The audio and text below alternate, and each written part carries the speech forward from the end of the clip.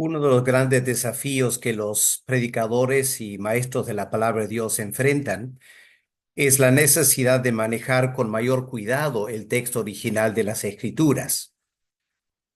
En el caso de predicar del Nuevo Testamento, es muy importante que el predicador o el que va a enseñar la palabra de Dios sepa no solo ir al texto original en griego, sino también estar preparado para hacer un análisis gramatical minucioso para poder entender bien lo que el Espíritu Santo reveló a cada autor del Nuevo Testamento.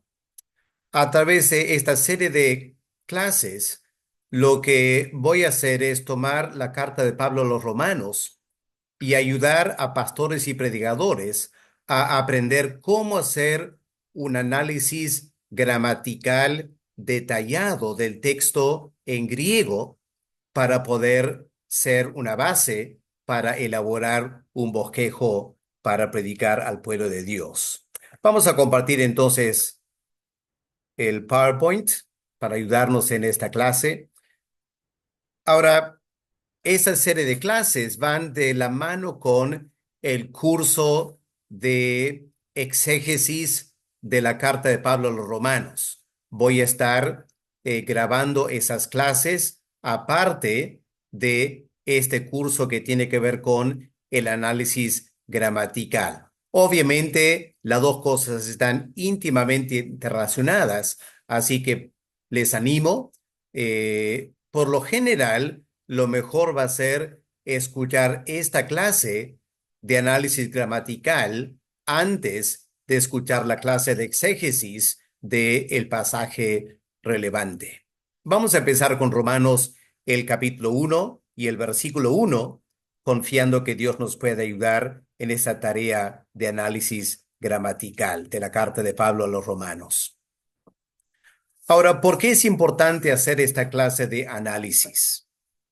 En primer lugar, porque el Nuevo Testamento no fue escrito en español, sino en griego. Así que si queremos buscar la excelencia en la predicación, entonces tenemos que analizar el texto en el idioma original. En segundo lugar, el idioma griego es un idioma muy preciso y eso nos facilita entender mejor lo que el Espíritu Santo está revelando a través de los autores.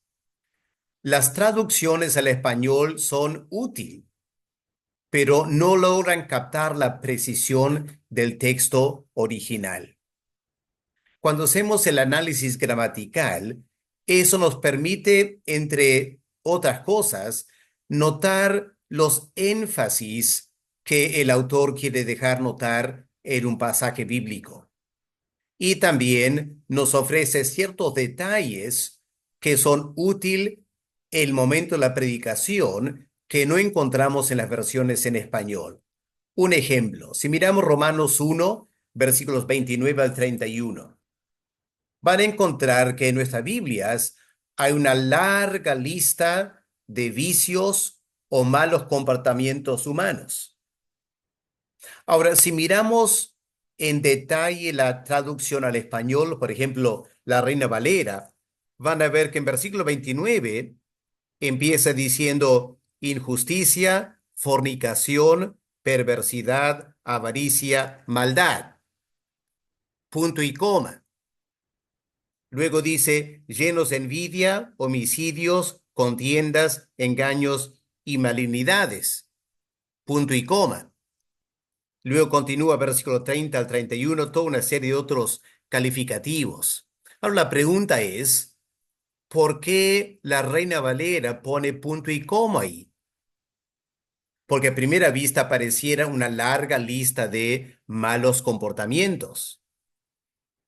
Es que la Reina Valera nos está dando una pista de que hay ciertos detalles gramaticales aquí que son importantes tomar en cuenta. Por ejemplo, vamos a notar el texto en griego, que en versículo 29, la primera lista de los vicios van con cierto caso, los sustantivos van en el caso dativo. Y luego en versículo 29, cuando dice llenos de, pasa al caso genitivo, un segundo grupo de malos comportamientos. Luego del versículo 30 en adelante, hay comportamientos sueltos, pero en griego los primeros en versículo 30 son positivos y luego a partir de desobedientes a los padres, en griego cada palabra empieza con la letra A privativa, indicando otra categoría de malos comportamientos. Ahora, esos detalles gramaticales no lo podemos ver en el idioma español, pero existen en el idioma en griego. Y cuando vamos a predicar sobre ese pasaje, resulta muy interesante notar esos detalles gramaticales para luego elaborar un bosquejo que nos permite dividir ese pasaje en 4 puntos principales según el análisis gramatical. De esta manera, este análisis no es simplemente algo académico, es algo eminentemente práctico para cada pastor y cada maestro de la palabra de Dios. Si queremos enseñar a cabalidad todos los detalles de lo que el Espíritu Santo reveló a los apóstoles, va a ser importante aprender a hacer esta clase de análisis gramatical. Ahora, yo sé que al comienzo parece un poco difícil o tedioso, pero espero que en el camino van a encontrar cuán valioso va a ser. Este curso va a exigir cierto conocimiento de griego. Estoy pensando en pastores o predicadores que ya han pasado por el seminario, ya han aprendido el griego del Nuevo Testamento.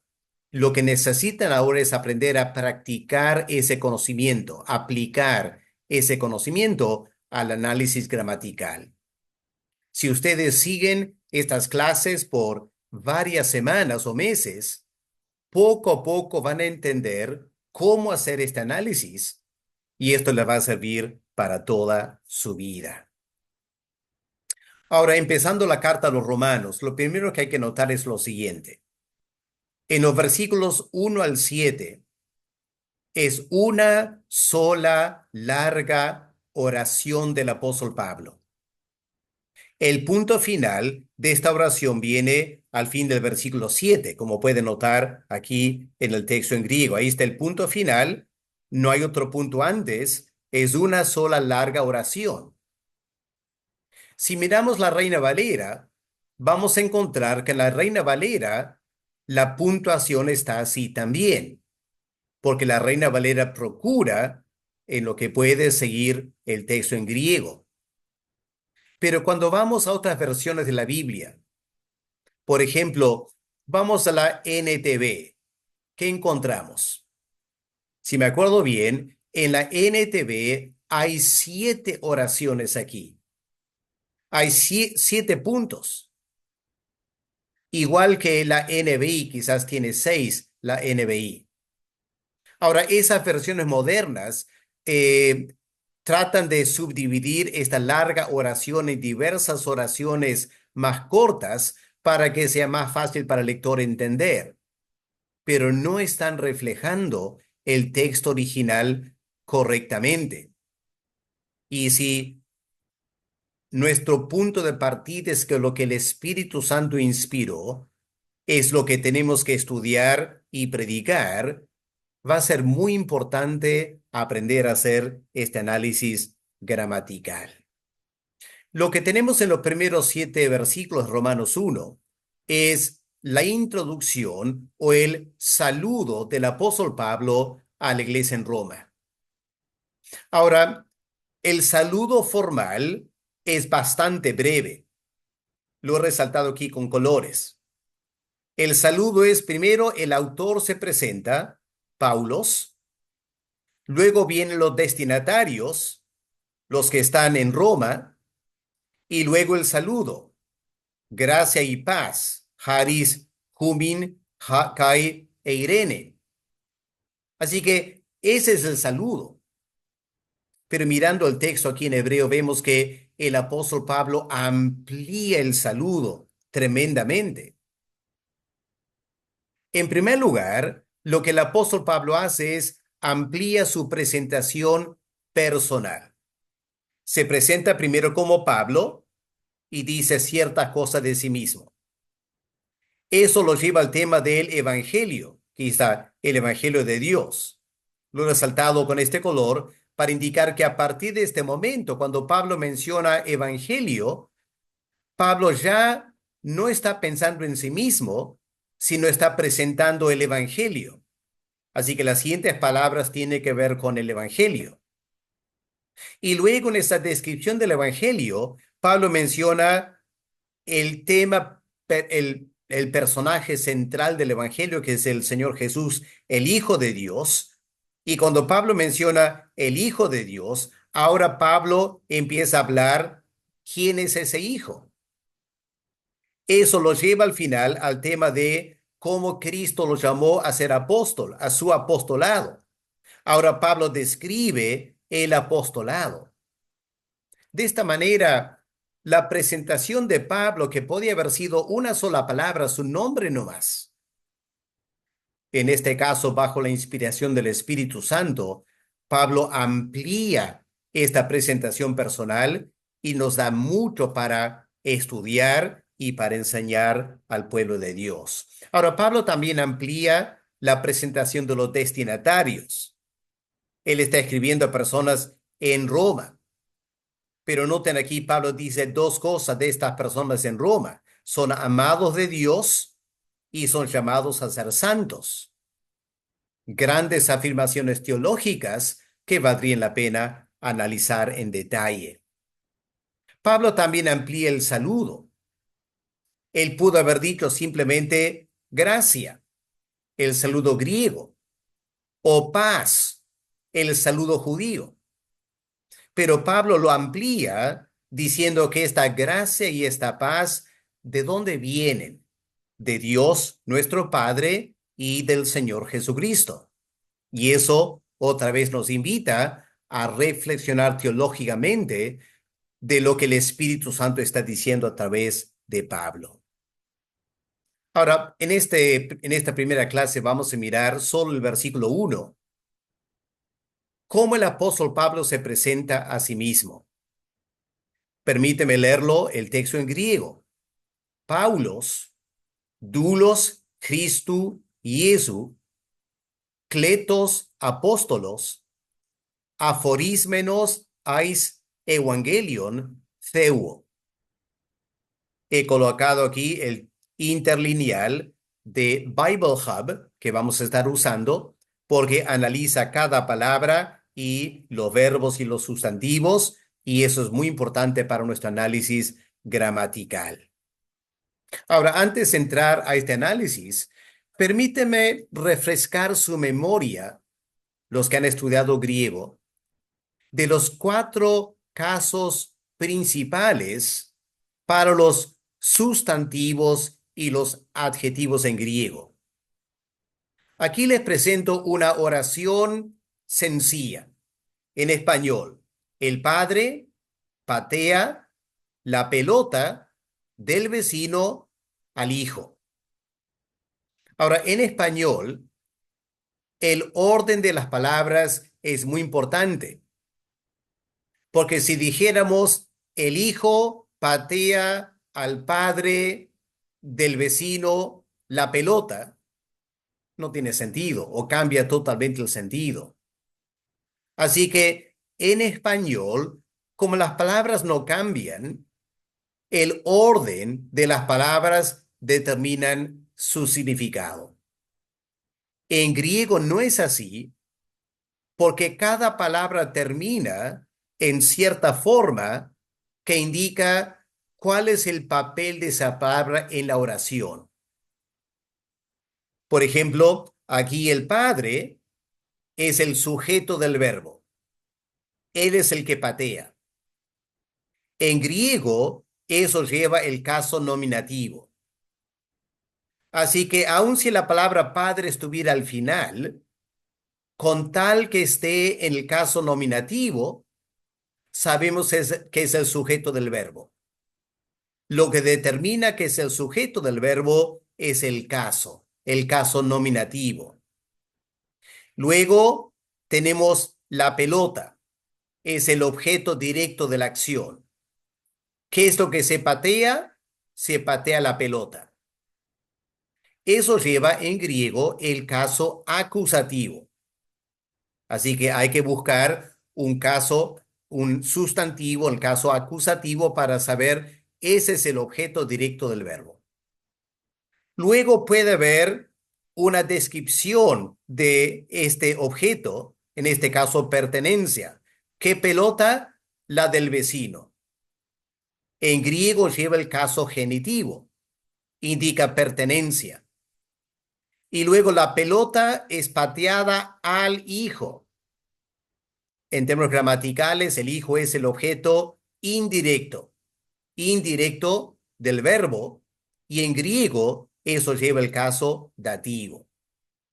Aquí hay una oración sencilla y los cuatro casos principales para los sustantivos y los adjetivos. Quiero que ustedes graben esto en su mente porque va a ser muy importante en el transcurso del curso para nuestro análisis de cada oración. Obviamente hay muchas variaciones, pero esta es una oración básica, digamos. Ahora, cuando vamos a traducir, es importante tener una metodología. Por lo general, la metodología debe ser la siguiente. Es lo que yo encuentro más útil. Primero busco el verbo principal. A veces hay verbos auxiliares, los que están en los participios, pero buscamos el verbo principal. Luego identificamos el sujeto, que siempre va a llevar el caso nominativo. Después busco el objeto directo en el caso acusativo y cuando sea pertinente, busco el objeto indirecto en el caso dativo. Esta es la metodología básica cuando vamos a analizar una oración en griego. Ahora, enseguida que digo eso, enfrentamos un problema en Romanos capítulo 1, porque no es una oración normal. En primer lugar, es una oración demasiado extensa, que tiene muchas cláusulas, frases que vamos a tener que analizar con cuidado. Es más, eh, aunque hay varios verbos en toda esta oración, no todos los verbos están vinculados con el sujeto principal, Paulos o Pablo. Ahora, ¿a qué se debe eso? Se debe a que Romanos 1, versículos 1 al 7, es el saludo del apóstol Pablo a la iglesia en Roma. Ahora, en el primer siglo, el saludo era una formalidad que tenía un paradigma, es decir, habían ciertas cosas que había que escribir y no se usaba un verbo. Es importante recordar esto. El saludo formal de una carta en el primer siglo no lleva un verbo. Por ejemplo, en Hechos 15, versículo 23, hay el saludo de la iglesia, de la carta de la iglesia en Jerusalén a los creyentes en las iglesias gentiles. Leamos el versículo 23. La decisión fue escribir por mano de ellos. Y aquí está el saludo. Noten que no hay un verbo. Los apóstoles, los ancianos y los hermanos. Ahí están los autores, ¿no es cierto? Ahora bien, los destinatarios, a los hermanos de los gentiles que están en Antioquía y en Siria y en Cilicia. Y luego el saludo, una sola palabra, salud. No hay un verbo. Es porque es un saludo. Y es importante notar ese detalle y aplicarlo ahora a Romanos capítulo 1. Así que aquí tenemos esta oración inicial o la primera parte de la oración, donde el apóstol Pablo se presenta a sí mismo. Y miren los detalles que Pablo menciona de sí mismo. Paulos, en primer lugar, doulos, Christu, Iesu. En segundo lugar, kletos, apóstolos. En tercer lugar, aforismenos, ais evangelion, theu. Ahora, ¿cuál es la estructura gramatical aquí? Claramente tenemos un sustantivo en el caso nominativo. Si miramos aquí, Paulos, pueden ver aquí en la imagen Paulos. Aquí dice es bueno, la N en inglés es sustantivo. Un sustantivo en el caso nominativo masculino singular. Lo que nos interesa es esta letra N que indica que Paulos es un sustantivo en el caso nominativo. Pero las tres frases que vienen a continuación están lo que llamamos en la gramática en aposición a este sustantivo principal. Se preguntarán, ¿qué es esto de estar en aposición? Bueno, escuchen lo que dice un libro de gramática. Las aposiciones explicativas aportan una aclaración al sustantivo, ¿ya? Aclaran, cumplen la función de un adjetivo, nos dan más detalles del sustantivo, pero su significado no es esencial. Es un detalle interesante, pero no es esencial. Y por eso se escribe entre comas. Miren cómo la Reina Valera lo pone correctamente. Pablo, el sustantivo principal. Ahora, la primera aposición, siervo de Jesucristo. Ven que va entre comas, ¿no es cierto? Empieza con una coma después de Pablo y termina con coma. Esta es una frase en aposición a Paulos. Luego viene una segunda frase, llamado a ser apóstol. Por eso va entre comas también. Es una frase en aposición a Pablo. La tercera frase, apartado para el Evangelio de Dios, coma. Las aposiciones son marcadas por comas para indicar que es una frase que aclara detalles acerca del sustantivo. Así que aquí están las tres frases en aposición. Doulos, Cristo Jesús, kletos, apóstolos, aforismenos, ais evangelium theu. Y en la traducción de la Reina Valera, correctamente, una coma al fin de cada frase en aposición. Ahora se preguntarán, ¿cómo sabemos que estas frases están en aposición a Paulos? La respuesta es porque llevan el mismo caso nominativo. Sabrán que cuando un sustantivo lleva un adjetivo, el adjetivo tiene el mismo caso, el mismo género y el mismo número que el sustantivo. Ahí está la precisión del idioma griego. Eso no hay en español. Griego es mucho mejor que el español en ese sentido. Así que aquí noten aquí estas terminaciones indicando el nominativo. Doulos. Ahora voy a explicar un momento que Cristo y Jesús no está en nominativo porque estas dos palabras explican el doulos. ¿Qué clase de doulos es? Doulos de Cristo Jesús. Pero la palabra clave aquí es doulos y es un sustantivo en el caso nominativo masculino singular, al igual que Paulos. Segunda frase, kletos apóstolos.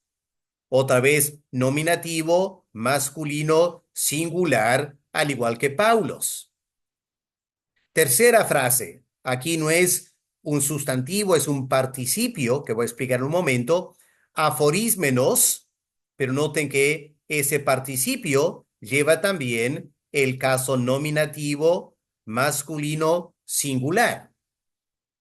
Por eso sabemos que estas tres frases van en aposición para aclarar el sustantivo principal, que es Paulos. Ahora, el interlineal lo confirma cuando miramos, ¿ok?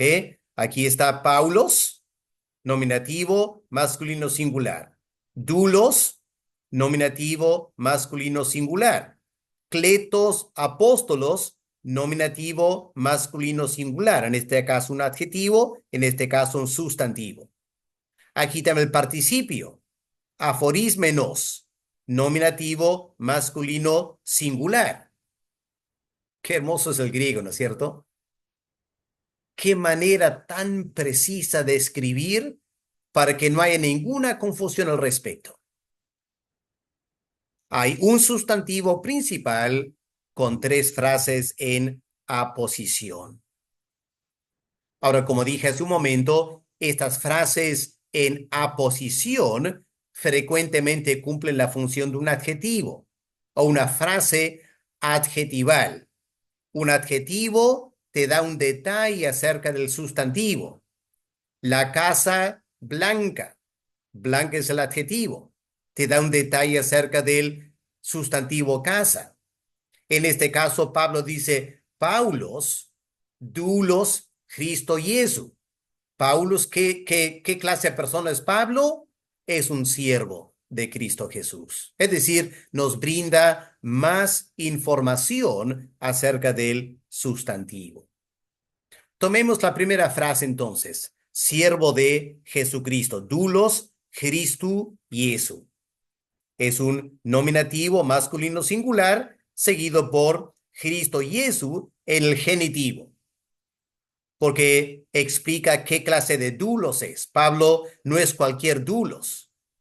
Pablo es un doulos de Cristo Jesús. Ahora aquí tenemos entonces el caso genitivo. Y anoten aquí genitivo, genitivo, Cristo, Jesús. Ahora en este caso, toda la frase cumple una función adjetival, pero también las dos palabras, Cristo y Jesús, cumple también una función adjetival con relación a la palabra doulos. ¿Ok? Doulos explica Paulos. Y Cristo y Jesús, el genitivo, explica doulos. Nos dice algo acerca de Pablo como siervo. ¿Qué clase de siervo es este Paulos? Bueno, es un siervo de Cristo Jesús. Segunda frase en la posición. Llamado a ser apóstol. Ahora aquí ya notamos un problema con la Reina Valera. Aquí tenemos un verbo, ¿no es cierto? Llamado a ser apóstol. Pero no hay eso en griego. En griego tenemos un adjetivo y un sustantivo. Ambos en el caso nominativo masculino singular, porque nos están hablando, diciendo algo acerca de Paulos. ¿Quién es Paulos? Es un apóstolos, el sustantivo, y el adjetivo es un apóstol llamado. ¿Qué clase de apóstol es? Es un apóstol llamado. Ahora, como dije antes, una característica de los adjetivos en griego es que siempre llevan el mismo caso y género y número del sustantivo que está explicando. Así que aquí está explicando, en este caso, está explicando apóstolos. Por eso, kletos lleva nominativo masculino singular porque está explicando apóstolos. ¿Qué clase de apóstoles? Es un apóstol llamado. Ahora, si comparamos las traducciones al idioma español, versiones de la Biblia, vamos a notar algo interesante. Como acabo de mencionar, la Reina Valera suple el verbo hacer, que no está en griego. Pero la Reina Valera no indica ninguna diferencia. No hay nada en la Reina Valera que te indica han añadido esas palabras. La Biblia de las Américas es mejor en ese sentido, porque pone estas palabras añadidas, hacer, en cursiva. Y cualquier persona usando la Biblia de las Américas, cuando ve esto en cursivas, se da cuenta, esto no está en el texto original. Lo han añadido para que se pueda leer mejor en español. Así que qué interesante tener una versión de la Biblia en español que te indica cuando los traductores han añadido palabras para ayudarnos a entender mejor el significado. La NTV cambia un poco. En vez de traducir llamado, ponen el verbo elegido. Suplen también por Dios, que no es, Pablo no dice nada de quién es el que llama. Así que han añadido por Dios. También han suplido un verbo para ser apóstol. En otras palabras, la NTV traduce elegido por Dios para ser, para traducir una sola palabra en griego, kletos. La NBI sigue la Reina Valera 1960. La palabra de Dios para todos lo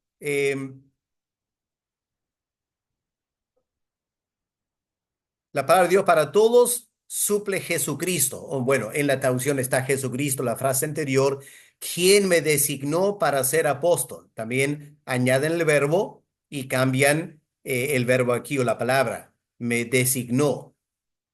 La palabra de Dios para todos piensa que Jesucristo lo llamó. La NTV piensa que Dios lo llamó. Ahora, nosotros que vamos a predicar somos los que debemos tomar la decisión.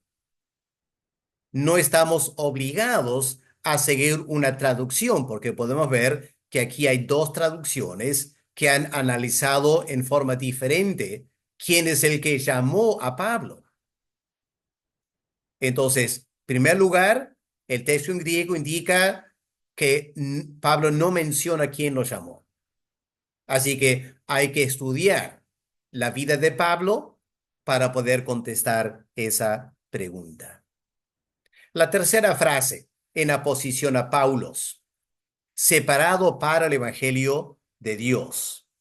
Aquí tenemos el participio con la terminación de Paulos, nominativo masculino singular, indicando que toda esta frase también está en aposición al sustantivo principal que inicia la carta, Paulos, en su saludo.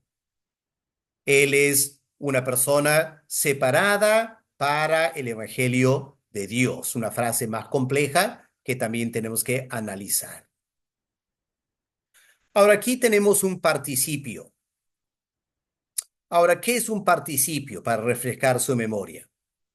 Un participio es una palabra, en griego en este caso, que tiene elementos verbales, parece un verbo, pero también tiene elementos de sustantivo. Parece ser un sustantivo. Así que es una palabra que cumple ambas funciones. En este caso, aquí tenemos el análisis de la parte verbal. Estas letras aquí, estas siglas de Bible Hub. Significa la R, significa que es un participio. La P en la voz perfecta, en el caso, el tiempo perfecto. Y la MP en voz media o pasiva. Así que la parte verbal es un participio perfecto en la voz media o pasiva. Pero la terminación indica que la parte del sustantivo es caso nominativo masculino singular. Por eso he notado aquí.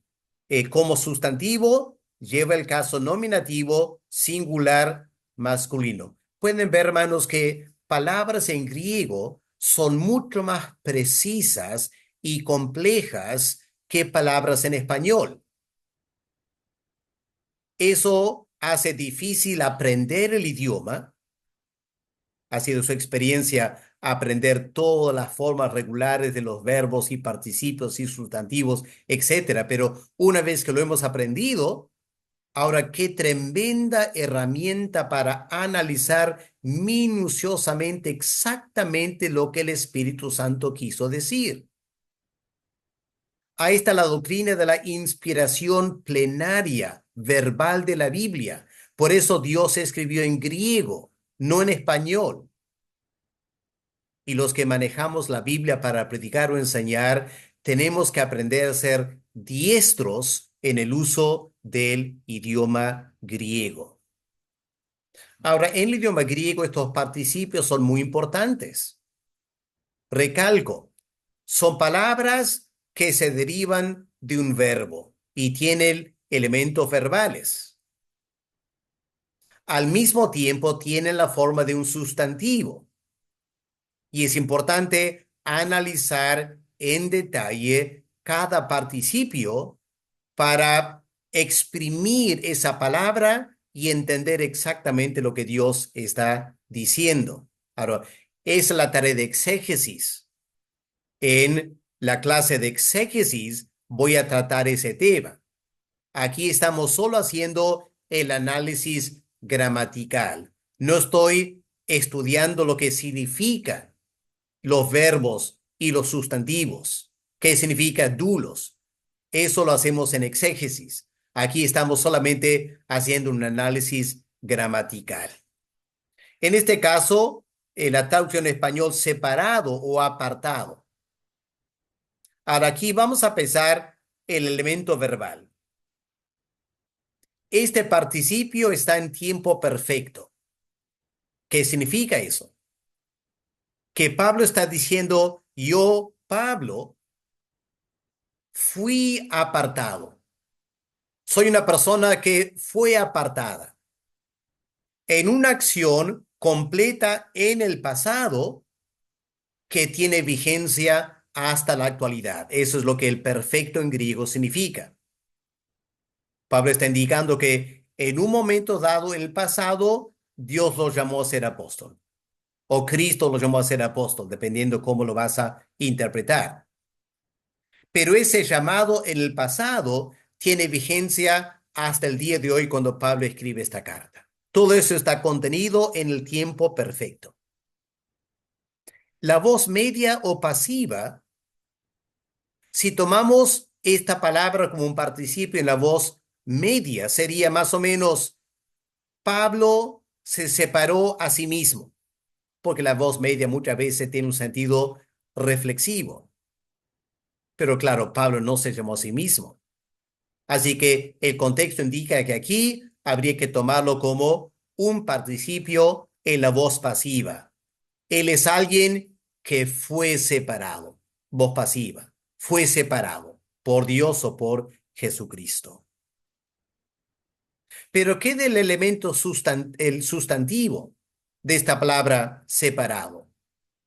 Lleva el caso nominativo, masculino, singular, igual que Paulos, indicando que esta palabra está en aposición a Paulos y debe ser interpretada en esa manera. Ya van viendo, hermanos, cómo el idioma griego, por sus características, es tan preciso para que no haya dudas en cómo interpretar la palabra de Dios. Ahora, ¿separado para qué? Pablo dice, ais evangelion theu, para el evangelio de Dios. Aquí tenemos una preposición ais. Cuando estudiamos el texto en griego, es importante identificar una preposición y luego saber qué caso lleva y qué es lo que significa esa preposición. Cuando estamos estudiando la palabra ais, analizándola, hay que distinguir entre otra preposición similar en significado, pero bastante diferente, la preposición pros. Esta palabra pros en griego significa hacia, indica solo dirección, hacia. Vamos a la ciudad, vamos hacia la ciudad. Ais, en griego, significa para, es decir, vamos hacia la ciudad con la intención de entrar en ella. Vamos a entrar en la ciudad. Ais. Pablo aquí no dice, yo fui separado en la dirección general del Evangelio. No dice Pablo, yo fui separado ais Evangelio. Dios me colocó dentro del ambiente del Evangelio de Dios. Toda mi vida se iba a desarrollar como siervo de Dios, un apóstol llamado en la esfera del Evangelio. Fui separado para ir hacia y entrar en el Evangelio de Dios. Ahora, esta preposición ais lleva el caso acusativo. Pueden ver entonces la palabra evangelion es aquí lleva la letra A, indica el acusativo. Es un sustantivo, el caso acusativo es neutro. La palabra evangelio es neutro y es singular. Sí, Pablo fue apartado para el evangelio. Ahora, cuando preguntamos, ¿y qué clase de evangelio?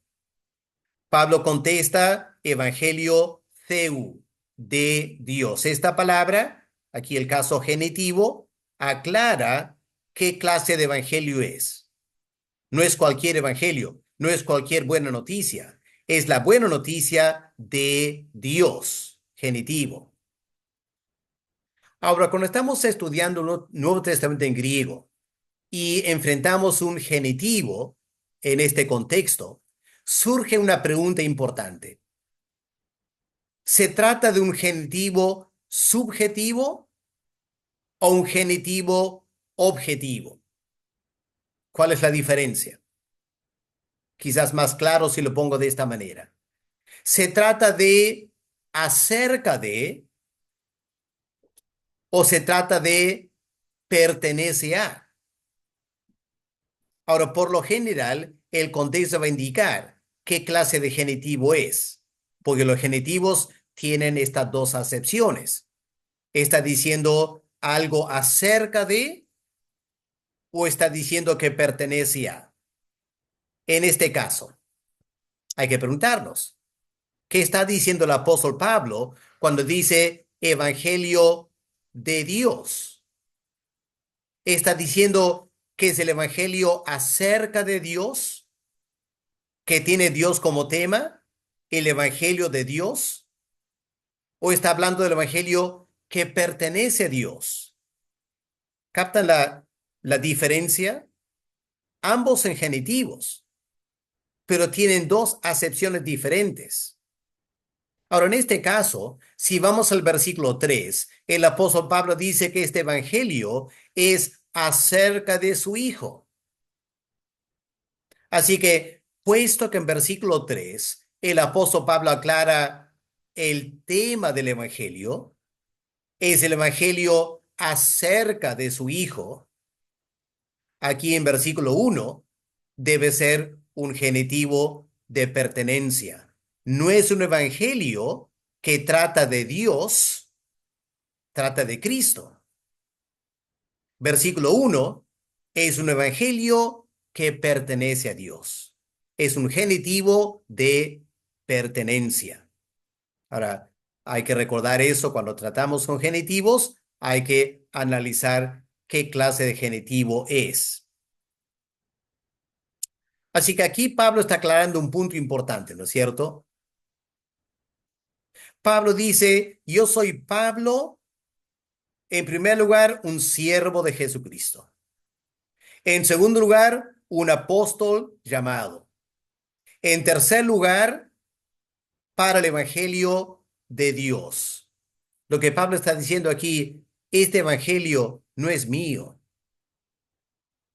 Me imagino que muchos o algunos creyentes en Roma habrán escuchado malas informaciones de Pablo, indicando que Pablo ha tergiversado el evangelio, predicando a los gentiles, ya no aplica la ley de Moisés, ya no manda la circuncisión o guardar el sábado, así que Pablo está predicando otro evangelio. Pablo dice aquí al comienzo de la carta, nada que ver. Soy un siervo de Jesucristo. Soy un apóstol porque Dios me llamó. ¿Y a qué me dedico? Al evangelio que pertenece a Dios. No es mi evangelio, es el evangelio de Dios. Ahora, noten aquí cómo varias versiones traducen esta tercera frase. La Reina Valera, apartado para el evangelio de Dios. Noten que han enfatizado la parte verbal como si fuese un verbo principal, no un participio. La Reina Valera no lo traduce como un participio, lo traduce como un verbo, apartado para el Evangelio de Dios. Dios habla hoy, hace lo mismo, añadiendo otro verbo más, apartado para anunciar. Ven cómo las versiones añaden palabras que no están en el texto original.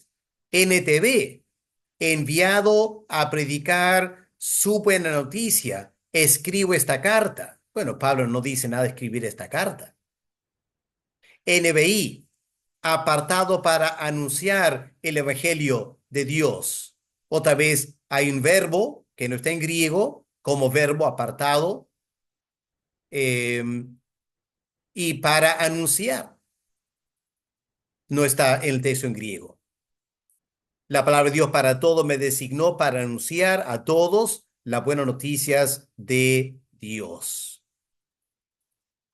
Pero terminando entonces, hemos notado que aquí el versículo 1, el análisis gramatical es que el versículo empieza con un sustantivo principal, Paulos, y tres frases en aposición que describen a Pablo.